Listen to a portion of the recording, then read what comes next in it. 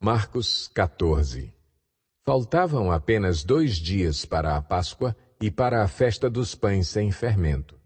Os chefes dos sacerdotes e os mestres da lei estavam procurando um meio de flagrar Jesus em algum erro e matá-lo.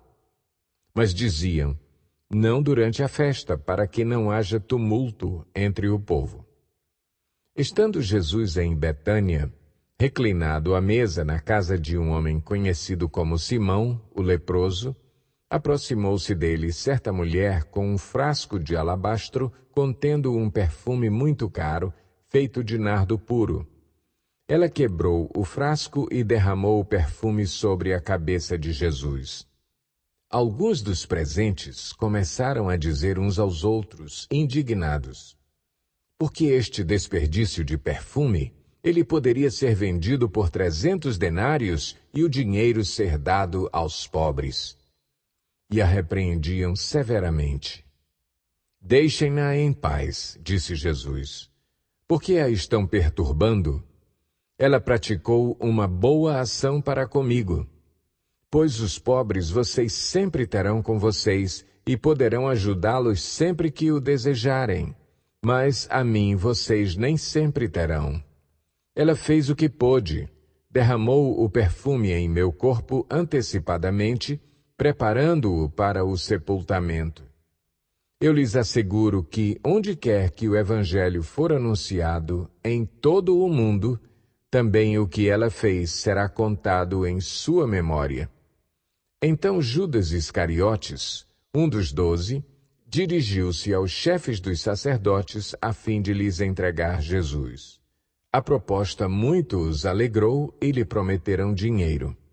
Assim, ele procurava uma oportunidade para entregá-lo. No primeiro dia da festa dos pães sem fermento, quando se costumava sacrificar o cordeiro pascal, os discípulos de Jesus lhe perguntaram: aonde queres que vamos e te preparemos a refeição da Páscoa? Então ele enviou 2 de seus discípulos, dizendo-lhes: entrem na cidade, e um homem carregando um pote de água virá ao encontro de vocês. Sigam-no e digam ao dono da casa em que ele entrar. O mestre pergunta: onde é o meu salão de hóspedes, no qual poderei comer a Páscoa com meus discípulos? Ele lhes mostrará uma ampla sala no andar superior, mobiliada e pronta. Façam ali os preparativos para nós. Os discípulos se retiraram, entraram na cidade e encontraram tudo como Jesus lhes tinha dito, e prepararam a Páscoa. Ao anoitecer, Jesus chegou com os 12. Quando estavam comendo, reclinados à mesa, Jesus disse: digo-lhes que certamente um de vocês me trairá, alguém que está comendo comigo. Eles ficaram tristes e, um por um, lhe disseram: com certeza não sou eu. Afirmou Jesus: é um dos 12, alguém que come comigo do mesmo prato. O Filho do Homem vai, como está escrito a seu respeito, mas ai daquele que trai o Filho do Homem. Melhor lhe seria não haver nascido. Enquanto comiam, Jesus tomou o pão, deu graças, partiu-o e o deu aos discípulos, dizendo: tomem, isto é o meu corpo. Em seguida tomou o cálice, deu graças, ofereceu-o aos discípulos e todos beberam. E lhes disse: isto é o meu sangue da aliança que é derramado em favor de muitos. Eu lhes afirmo que não beberei outra vez do fruto da videira, até aquele dia em que beberei o vinho novo no reino de Deus. Depois de terem cantado um hino, saíram para o Monte das Oliveiras. Disse-lhes Jesus: vocês todos me abandonarão, pois está escrito: ferirei o pastor e as ovelhas serão dispersas. Mas, depois de ressuscitar, irei adiante de vocês para a Galileia. Pedro declarou: ainda que todos te abandonem, eu não te abandonarei. Respondeu Jesus: asseguro-lhe que, ainda hoje, esta noite, antes que 2 vezes cante o galo, 3 vezes você me negará. Mas Pedro insistia ainda mais: mesmo que seja preciso que eu morra contigo, nunca te negarei. E todos os outros disseram o mesmo. Então foram para um lugar chamado Getsêmani, e Jesus disse aos seus discípulos: sentem-se aqui enquanto vou orar.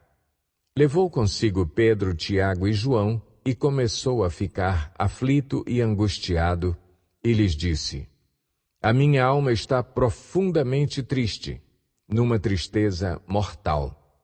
Fiquem aqui e vigiem. Indo um pouco mais adiante, prostrou-se e orava para que, se possível, fosse afastada dele aquela hora. E dizia: Abba, Pai, tudo te é possível. Afasta de mim este cálice. Contudo, não seja o que eu quero, mas sim o que tu queres. Então voltou aos seus discípulos e os encontrou dormindo. Simão, disse ele a Pedro, você está dormindo? Não pôde vigiar nem por uma hora?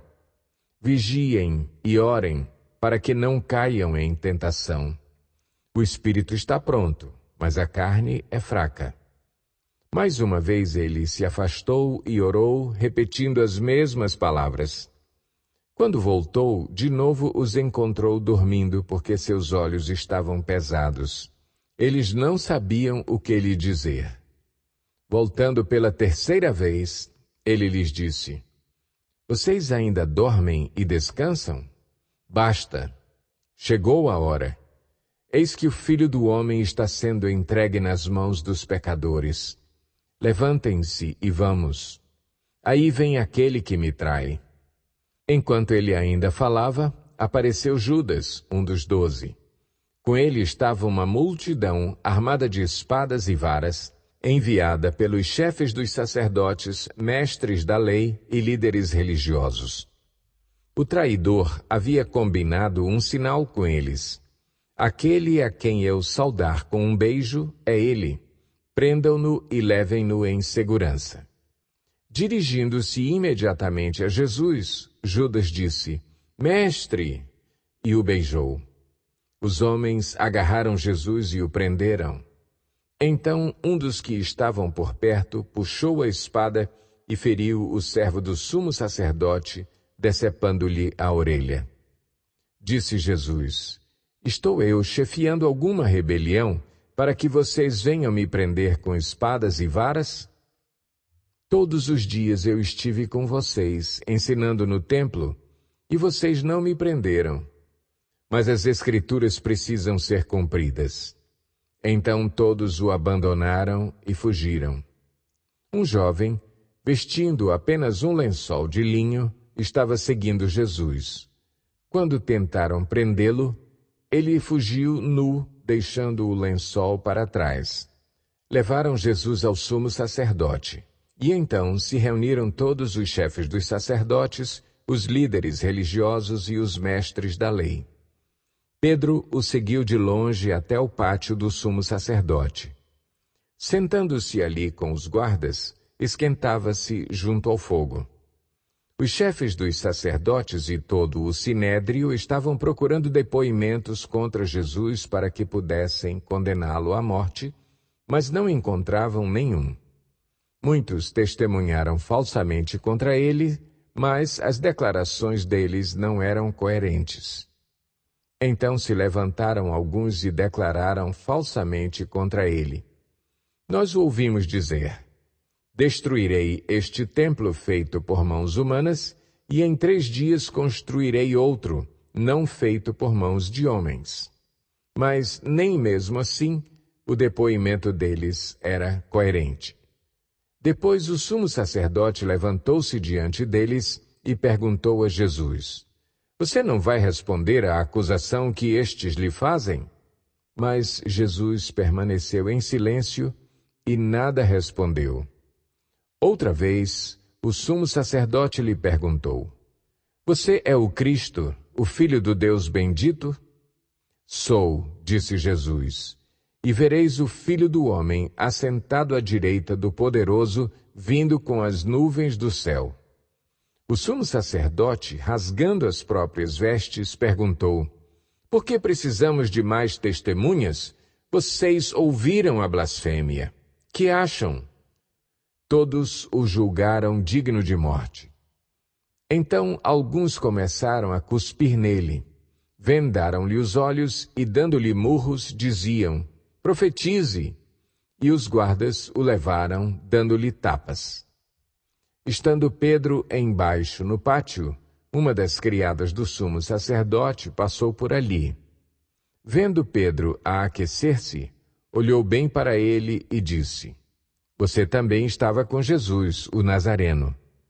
Contudo, ele o negou, dizendo: Não o conheço, nem sei do que você está falando. E saiu para o alpendre. Quando a criada o viu lá, disse novamente aos que estavam por perto: Esse aí é um deles. De novo, ele negou. Pouco tempo depois, os que estavam sentados ali perto disseram a Pedro: Certamente você é um deles. Você é galileu. Ele começou a se amaldiçoar e a jurar: Não conheço o homem de quem vocês estão falando. E logo o galo cantou pela segunda vez. Então Pedro se lembrou da palavra que Jesus lhe tinha dito: Antes que 2 vezes cante o galo, você me negará 3 vezes. E se pôs a chorar.